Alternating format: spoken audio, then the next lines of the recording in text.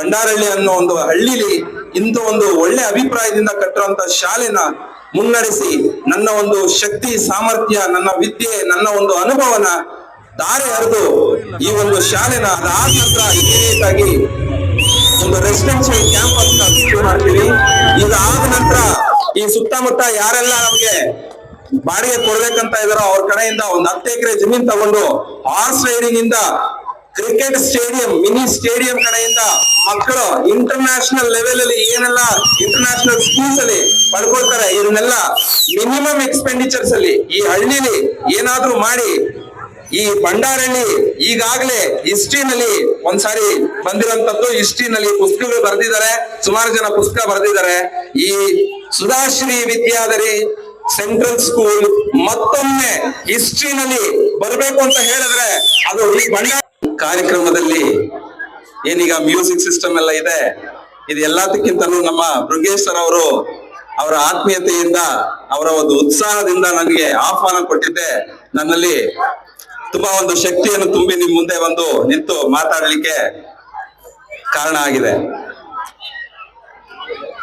ಪೋಷಕರೇ, ತಮ್ಗೆಲ್ರಿಗೂ ತಿಳಿದಂತೆ ಈರಣ್ಣ ಸರ್ ಅವರು 14 ವರ್ಷ ಕಠಿಣ ಶ್ರಮ ಪಟ್ಟು ಏನೋ ಒಂದು ಈ ಒಂದು ಸಮಾಜಕ್ಕೆ ಅವರ ಒಂದು ಕೊಡುಗೆಯನ್ನಾಗಿ ಕೊಡ್ಬೇಕು ಅಂತ ಹೇಳಿ ಯೋಚನೆ ಮಾಡಿದಾಗ ಎಷ್ಟೋ ಜನ ತಮ್ಗೆಲ್ರಿಗೂ ಗೊತ್ತಿದ್ದಂಗೆ 1 ಲಕ್ಷ ರೂಪಾಯಿ ಇದ್ರೆ ಎಲ್ಲಿ ಬಂಡವಾಳ ಹಾಕಿದ್ರೆ ಎಷ್ಟು ಲಾಭ ಪಡ್ಕೊಬಹುದು, 10 ಲಕ್ಷ ಬಂಡವಾಳ ಹೂಡಿಕೆ ಹಾಕಿದ್ರೆ ಅದ್ರಲ್ಲಿ ಎಷ್ಟು ಲಾಭ ಬರುತ್ತೆ, 1 ಕೋಟಿ ರೂಪಾಯಿ ಬಂಡವಾಳ ಹಾಕಿದಾಗ ಎಷ್ಟು ಕೋಟಿ ಸಂಪಾದನೆ ಮಾಡಬೇಕು ಅಂತ ಆಲೋಚನೆ ಮಾಡುವಂತ ಜನಗಳ ಮಧ್ಯದಲ್ಲಿ ವಿಭಿನ್ನವಾಗಿ ಯೋಚನೆ ಮಾಡಿ ಏನಾದ್ರೂ ಈ ಸಮಾಜಕ್ಕೆ ಅವರದೇ ಆದಂತ ಒಂದು ಕೊಡುಗೆ ಇರ್ಲಿ ಅನ್ನೋ ಒಂದು ಉದ್ದೇಶ, ಒಳ್ಳೆ ಉದ್ದೇಶ ಇಟ್ಟು ಶಾಲೆ ಪ್ರಾರಂಭಿಸ್ತಾರೆ.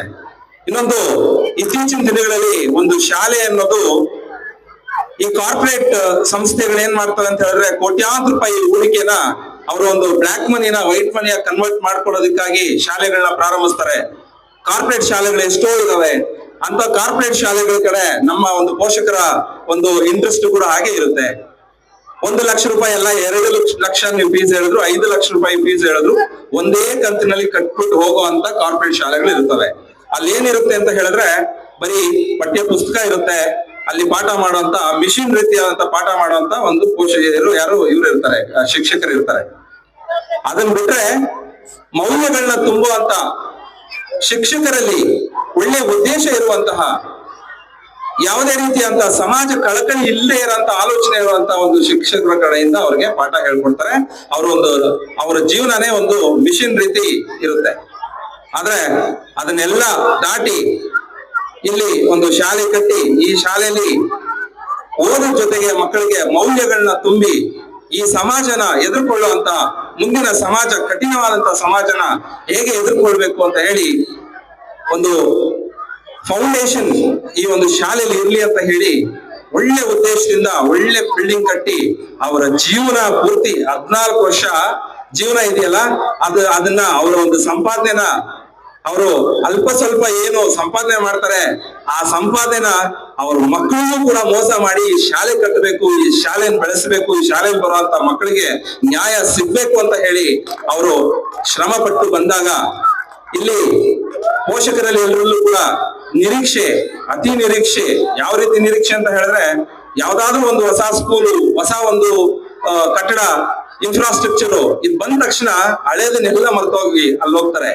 ಅಂತ ಟೈಮ್ಗೆ ಈರಣ್ಣ ಅವರ ಕೈಲಿ ಈ ಒಂದು ಶಾಲೆಯಲ್ಲಿರುವಂತಹ ಪೋಷಕರ ಒಂದು ಮನಸ್ಥಿತಿನ ಅರ್ಥ ಮಾಡ್ಕೊಂಡು ಏನೋ ಇನ್ನೂ ನಿರೀಕ್ಷೆ ಪಡ್ತಿದ್ದಾರೆ ನಮ್ಮ ಪೋಷಕರು, ಅವ್ರಿಗೆ ಏನಾದ್ರು ಕೊಡ್ಬೇಕಲ್ಲ ಅಂತ ಹೇಳಿ ಆಗ ಯಾವುದೋ ಒಂದು ಮೂಲಗಳಲ್ಲಿ ನನ್ನ ಒಂದು ಕಾಂಟ್ಯಾಕ್ಟ್ ಸಿಕ್ಕಿದಾಗ ನಾವಿಬ್ರು ಬೆರೆತು ಮಾತಾಡಿದಾಗ ಅವ್ರ ಉದ್ದೇಶನ ಸಂಪೂರ್ಣವಾಗಿ ಅರ್ಥ ಮಾಡ್ಕೊಂಡು ಎಲ್ಲೆಲ್ಲೋ ಏನೋ ಸಾಧನೆ ಮಾಡುವಂತದ್ದಲ್ಲ, ಇಲ್ಲಿ ಬಂಡಾರಳ್ಳಿ ಅನ್ನೋ ಒಂದು ಹಳ್ಳಿಲಿ ಇಂಥ ಒಂದು ಒಳ್ಳೆ ಅಭಿಪ್ರಾಯದಿಂದ ಕಟ್ಟಿರುವಂತ ಶಾಲೆನ ಮುನ್ನಡೆಸಿ ನನ್ನ ಒಂದು ಶಕ್ತಿ ಸಾಮರ್ಥ್ಯ, ನನ್ನ ವಿದ್ಯೆ, ನನ್ನ ಒಂದು ಅನುಭವನ ದಾರಿ ಹರಿದು ಈ ಒಂದು ಶಾಲೆನ ಉನ್ನತ ಮಟ್ಟಕ್ಕೆ, ಯಾವ ಮಟ್ಟಕ್ಕೆ ಅಂತ ಹೇಳಿದ್ರೆ ಖಂಡಿತ ಈಗ ನೀವು 3-4 ತಿಂಗಳು ಆಯ್ತು ನಾನು ಬಂದು, 4 ತಿಂಗಳಲ್ಲಿ ನಾನು ಇಲ್ಲೇ ಉಳ್ಕೊಂಡಿದ್ದು ಈ ಶಾಲೆನ ಏನಾದ್ರೂ ಮಾಡ್ಬೇಕು, ಇದರ ರೂಪುವೇಷಗಳನ್ನೆಲ್ಲ ಬದಲಾಯಿಸಿ ಒಂದು ಒಳ್ಳೆ ಚಿತ್ರಣ ಮಕ್ಕಳಿಗೆ ಆಗಿರ್ಬೋದು, ಪೋಷಕರಿಗೆ ಆಗಿರ್ಬೋದು, ಬಂದ ಕೂಡ್ಲೆ ಈ ಒಂದು ಶಾಲೆ ನೋಡ್ಲಿಕ್ಕೆ ಕೂಡ್ಲೆ ಒಂದು ಒಳ್ಳೆ ಅಭಿಪ್ರಾಯ ಬರ್ಬೇಕು ಅನ್ನೋ ಒಂದು ನಿಟ್ಟಿನಲ್ಲಿ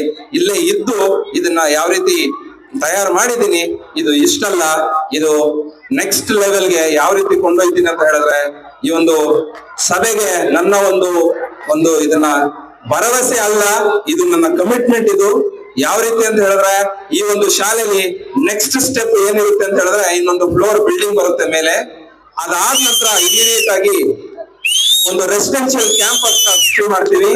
ಇದಾದ ನಂತರ ಈ ಸುತ್ತಮುತ್ತ ಯಾರೆಲ್ಲ ನಮಗೆ ಬಾಡಿಗೆ ಕೊಡ್ಬೇಕಂತ ಇದಾರೋ ಅವ್ರ ಕಡೆಯಿಂದ ಒಂದು 10 ಎಕರೆ ಜಮೀನ್ ತಗೊಂಡು ಹಾರ್ಸ್ ರೈಡಿಂಗ್ ಇಂದ ಕ್ರಿಕೆಟ್ ಸ್ಟೇಡಿಯಂ, ಮಿನಿ ಸ್ಟೇಡಿಯಂ ಕಡೆಯಿಂದ ಮಕ್ಕಳು ಇಂಟರ್ನ್ಯಾಷನಲ್ ಲೆವೆಲ್ ಅಲ್ಲಿ ಏನೆಲ್ಲ ಇಂಟರ್ನ್ಯಾಷನಲ್ ಸ್ಕೂಲ್ಸ್ ಅಲ್ಲಿ ಪಡ್ಕೊಳ್ತಾರೆ, ಇದನ್ನೆಲ್ಲ ಮಿನಿಮಮ್ ಎಕ್ಸ್ಪೆಂಡಿಚರ್ಸ್ ಅಲ್ಲಿ ಈ ಹಳ್ಳಿಲಿ ಏನಾದ್ರೂ ಮಾಡಿ, ಈ ಭಂಡಾರಳ್ಳಿ ಈಗಾಗಲೇ ಹಿಸ್ಟ್ರಿನಲ್ಲಿ ಒಂದ್ಸಾರಿ ಬಂದಿರುವಂತದ್ದು, ಹಿಸ್ಟ್ರಿನಲ್ಲಿ ಪುಸ್ತಕಗಳು ಬರೆದಿದ್ದಾರೆ, ಸುಮಾರು ಜನ ಪುಸ್ತಕ ಬರೆದಿದ್ದಾರೆ. ಈ ಸುಧಾಶ್ರೀ ವಿದ್ಯಾಧರಿ ಸೆಂಟ್ರಲ್ ಸ್ಕೂಲ್ ಮತ್ತೊಮ್ಮೆ ಹಿಸ್ಟ್ರಿನಲ್ಲಿ ಬರ್ಬೇಕು ಅಂತ ಹೇಳಿದ್ರೆ ಅದು ಈ ಭಂಡಾರಳ್ಳಿ ಹೆಸರು ಮತ್ತೆ ಬರ್ಬೇಕು ಅಂದ್ರೆ ಅದು ಸುಧಾಶ್ರೀಯಿಂದ ಬರ್ಬೇಕು ಅಂತ ಒಂದು ಶಾಲೆನ ಇದನ್ನ ನಾನು ಮಾಡ್ತೀನಿ. ಇದು ನನ್ನ ಕಮಿಟ್ಮೆಂಟ್. ಅಲ್ಲಿ ತನಕ ನನ್ನ ಒಂದು ಪ್ರಯತ್ನ ನಿಲ್ಲೋದಿಲ್ಲ. ಇದು ನನ್ನ ಎಲ್ಲ ಮಕ್ಕಳು, ಪೋಷಕರು ಮತ್ತು ಶಿಕ್ಷಕರ ಒಂದು ಸಹಾಯ.